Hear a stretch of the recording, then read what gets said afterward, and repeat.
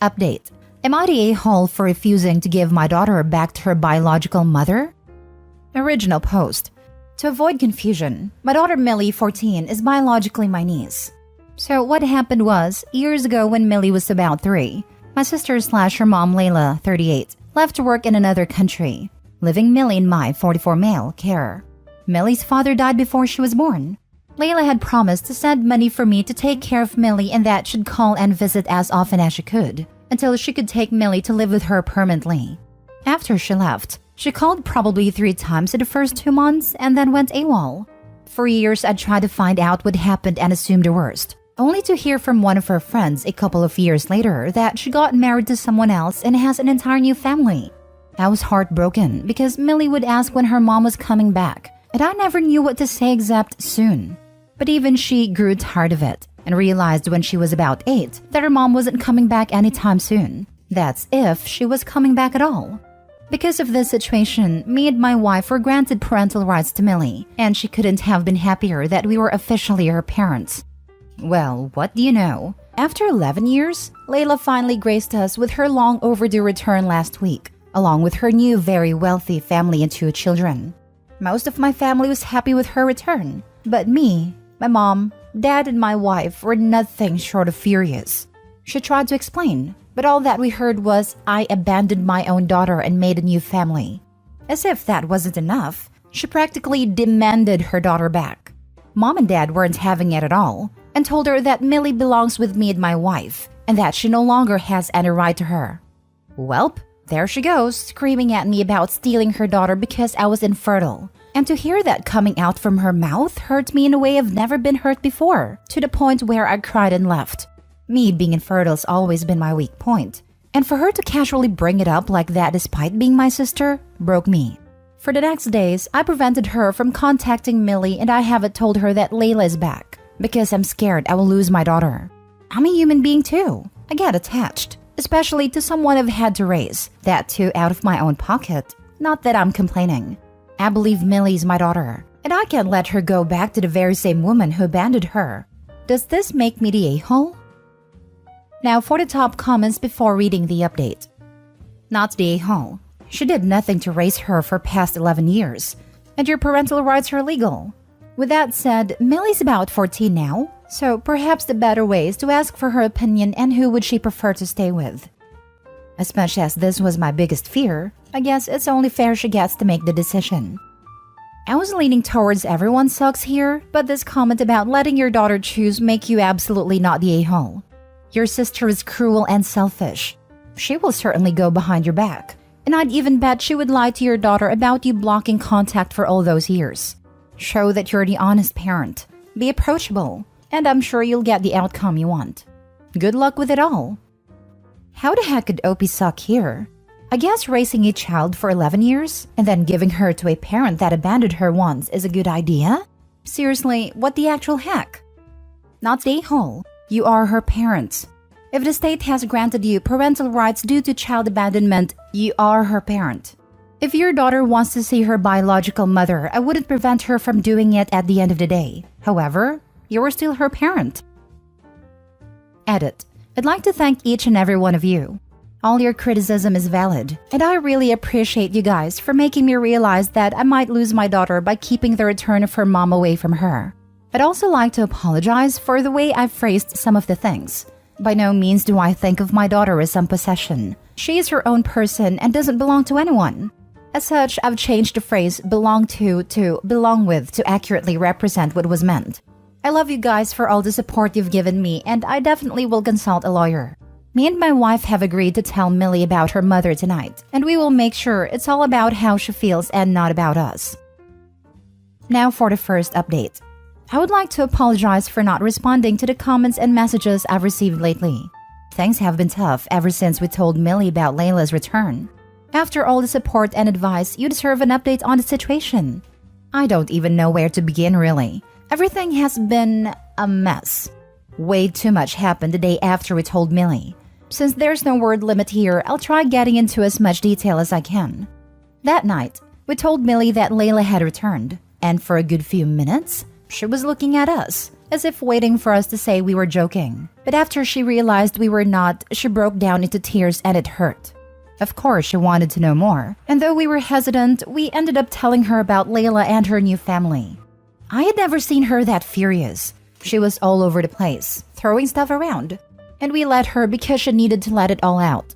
For the night, she refused to talk to me since I should have told her the moment she came back, and my wife stayed with her for the night. Her anger subsided by morning, and we patched things up. At first, she wasn't sure if she wanted anything to do with Layla, but we let her make that choice, and she wanted to see her.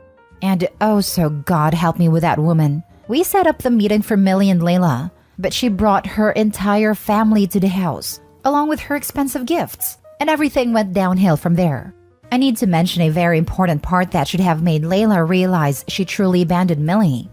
Along with the family was her sister-in-law Tanya, who's about the same age as her. When both of them entered, Millie could not even recognize who amongst them was Layla, and they looked worlds apart from each other. I had hoped that was enough to convince her to see what she did, but she carried on and pointed out that she was Layla, all while attempting to get close to her, even when Millie was clearly distancing herself. It got so bad that my wife had to come in between them, and her husband had to pull her away. That's when she started yelling at my wife for coming in between her and Millie, also accusing my wife of replacing her. What was there to replace? She was never there to begin with. And wow, what a first impression she made to the kid she abandoned. Millie became infuriated once more and things were said. When I say she said what needed to be said, I mean it. It was a serious situation, but me and my wife were struggling to hide our smiles when Millie told Layla off. She called her cruel, selfish, disgusting, evil, and many more vile words to express her hatred towards her. Tanya had to take Layla's kids outside. Normally, I would not entertain the vocabulary Millie was using, but for this specific instance, I just had to allow it. She was too worked up after this, and I had to take her upstairs to calm down. Now it was just me and my wife versus Layla and her husband, and along came the usual chorus.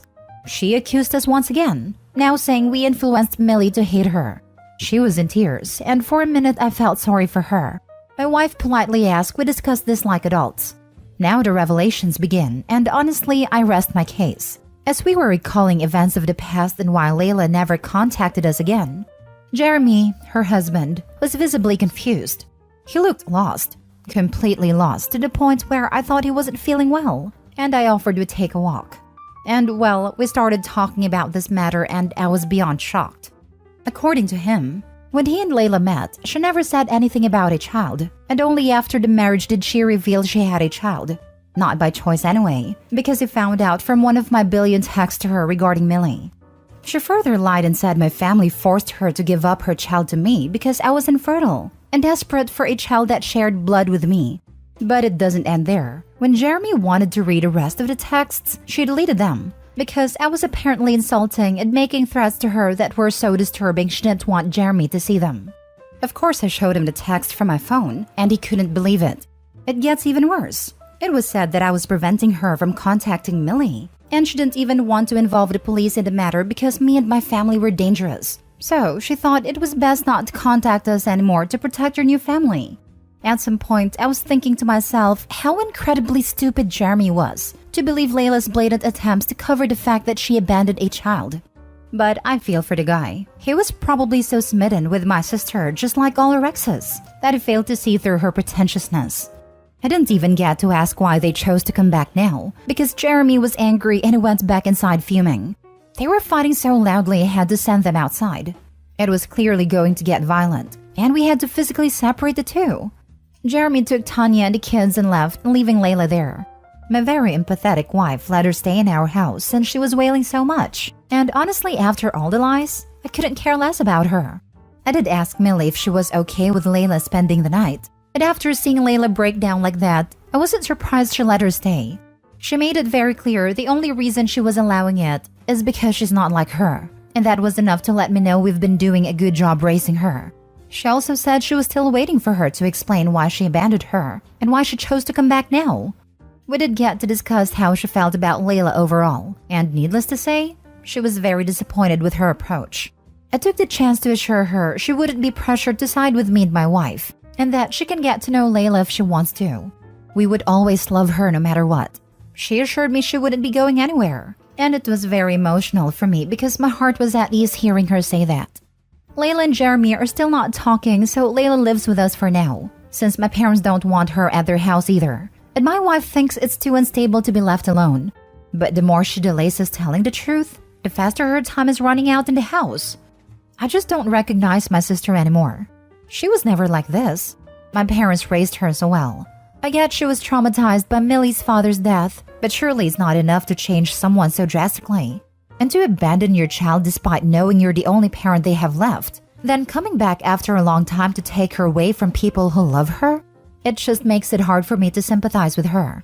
I doubt any one of us will take this to courts, now that Layla's husband knows the truth. Give her a time limit. A week should be enough for her to get her act together enough to move forwards. Any longer than that, and you would be actively harming your daughter by having her around. Good luck on your next moves. Oh, don't worry about that. She has until tomorrow to answer Millie's questions. She can come up with the most saint of explanations, but the lies that she told her husband and his family will be her downfall.